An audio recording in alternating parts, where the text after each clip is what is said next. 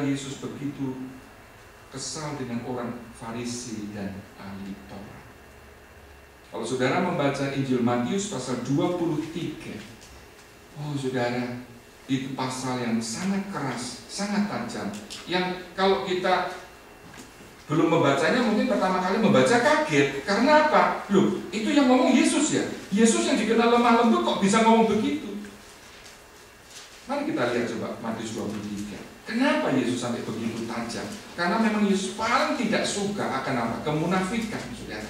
Sehingga di pasal 23 dari Injil Matius ini, dia mengkritik, saudara, beberapa ahli Taurat dan orang-orang Farisi. Nah, kita tidak punya waktu untuk membaca semua, tetapi kita baca beberapa ayat saja. Misalnya di ayat ke-27 dan 28 dari Matius pasal 23.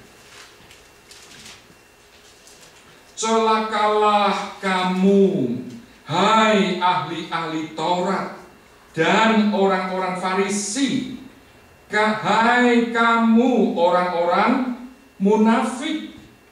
Oh sorry, ini pasal ayat ke-23 dulu ya. Oke, kita lanjutkan ayat ke-27 langsung.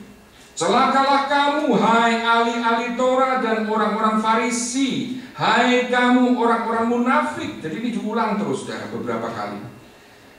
Sebab kamu sama seperti apa, saudara? Kuburan yang dilabur putih, yang sebelah luarnya memang bersih tampaknya, tetapi yang sebelah dalamnya penuh tulang belulang dan pelbagai jenis kotoran.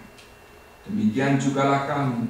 Di sebelah luar kamu tampaknya benar di mata orang, tetapi di sebelah dalam kamu penuh kemunafikan dan kedurjanaan. Saudara, siapa mereka ini? Yang Yesus kritik bukan pencopet, bukan pencuri, bukan berzina, pembohong, tetapi justru tokoh-tokoh agama, saudara. Kenapa? Karena mereka memang, saudara, taat melakukan tuntutan agama, rajin berdoa, saudara, seminggu 2 kali berpuasa. Mereka juga memberi sedekah. Mereka tahu soal perjanjian lama, soal hukum Taurat, saudara. Tapi di mata Yesus semua itu tidak ada artinya. Kenapa? Karena hati mereka jauh dari Tuhan. Mereka lakukan semua itu hanya untuk dipuji oleh manusia. Wah, orang itu loh saleh. Wah, orang itu loh generous. Wah, orang itu loh betul-betul dekat sama Tuhan. Manusia tidak tahu, tapi Yesus tahu hati mereka bagaimana. Sehingga saudara, dengan kata-kata yang keras ini, celakalah kamu, celakalah kamu. Yesus maksudkan sebetulnya untuk apa? Ini culture, ini shock terapi untuk mereka, supaya mereka sadar begitu. Wah iya ya, ternyata di mata Tuhan aku ini jauh dari Tuhan, aku ini munafik. Jadi saudara, kita lihat di sini betapa kemunafikan itu sesuatu yang Tuhan tidak berkenan. Tuhan mau, saudara, kita menjadi anak-anak yang transparan. Kalau saudara dikenal sebagai orang yang baik, biarlah itu kenyataan yang memang demikian. Ya.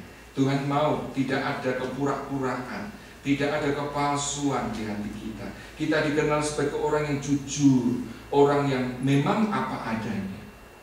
Saudara, kenapa kekristenan belakangan ini makin kurang mendapat simpati? Bahkan saudara, tidak sedikit orang yang mencemooh orang Kristen. Jangan kita buru-buru jauh, oh itu pekerjaan iblis. Mari kita bercermin, saudara, sebagai orang Kristen. Kira-kira masyarakat hari ini secara umumnya, kesannya bagaimana dengan orang Kristen, dengan gereja? Saudara, apa yang saya baca, apa yang saya dengar, menyedihkan. Betapa dunia tidak,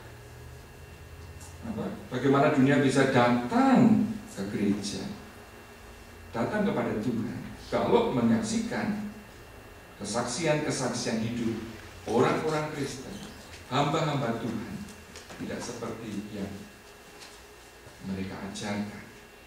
Saudara tentu mendengar apa yang terjadi dengan penyelewengan dana sumbangan dari para pemirsa TV yang sudah menjadi satu skandal, saudara.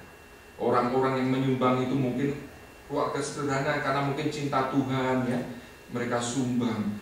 Tapi ternyata uang yang terkumpul yang sampai jutaan itu tidak betul-betul digunakan untuk pekerjaan Tuhan, tapi untuk memperkaya sang pengkhotbah.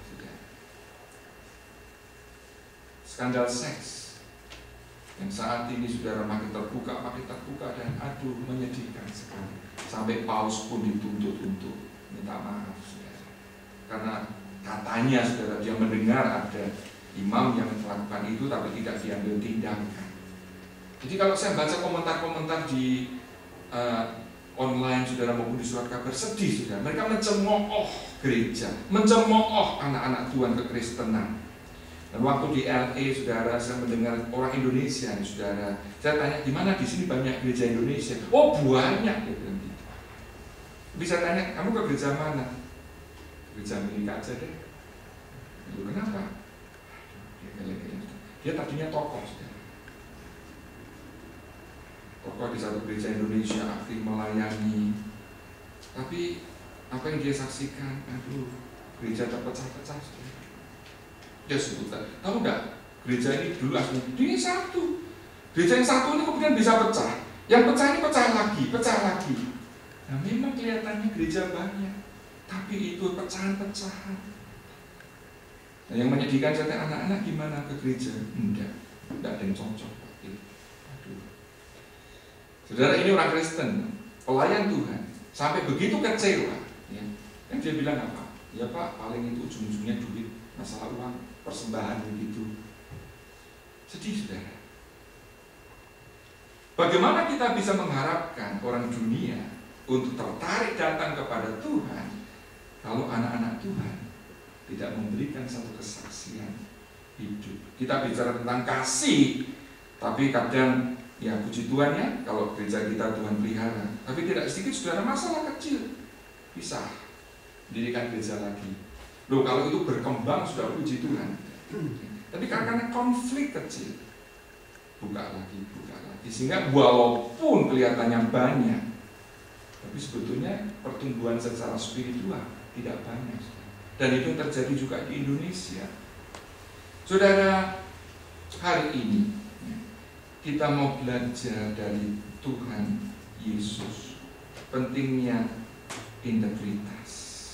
John Maxwell berkata, betapa pentingnya kita punya satu keinginan, satu keputusan. Dia bilang, deciding to integrate my heart value into my daily actions.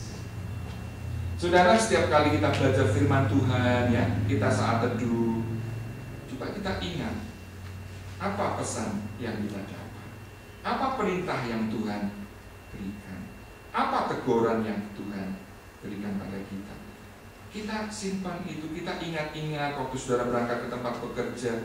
Jangan lupakan begitu saja, tapi coba setiap minggu kita belajar firman, kita tanya pada diri sendiri, aku sudah melakukan itu belum ya? Saudara, persiapan khotbah ini bukan hanya untuk saudara, saya juga minta ampun ya. Saya sadar punya kelemahan di sana sini, tapi saya rindu Tuhan, tolong supaya saya juga bisa menjadi pelaku, bukan hanya pemberita. Dan saya ajak saudara sekalian, mari saudara ya. Apa yang kita ketahui, apa yang kita pelajari, kita lakukan. Sehingga dunia tidak usah banyak kita ngomong saudara. Orang itu akan kagum ya. Kok beda ya ini, yang satu ini lain ya. Saudara tahu kenapa presiden ini begitu dihormati di Amerika, sampai dibuat patung besar saudara di Washington. Sama Pak? Patungnya sama? Presiden Amerika ke-16 Abraham Lincoln, saudara. Saudara, dia sebetulnya kalau kita baca biografinya sering mengalami kegagalan, saudara. Dia belajar law, tapi ternyata dia tidak sukses di bidang hukum, saudara. Umur 24, dia bekerja di kantor pos. dengan gaji tiap bulan, tiap tahun ini ya, waktu itu $55.70. Setiap tahun cuma dapat $55.70. Saudara, tak lama kemudian kantor pos di mana dia bekerja di New Salem, Illinois ditutup.